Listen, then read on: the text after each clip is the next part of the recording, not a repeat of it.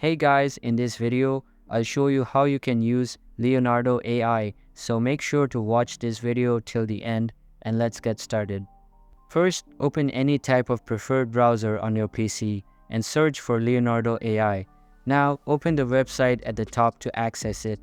After that, simply click on Create Account and start by either logging in or signing up. Then you will be redirected to the home page of your account. Now, there are many styles you can choose from like diffusion, photoreal, etc. Select any one of the available styles and the prompt bar will be displayed.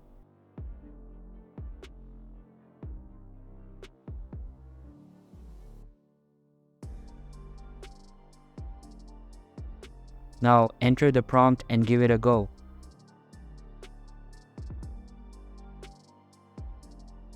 Then, wait for a bunch of seconds and 4 images will be generated. Choose any one of them and select download if you want. Also, Leonardo gives its users free 150 credits per day, so it is basically free. So that's all for today's video. Hope you liked the video. Thanks.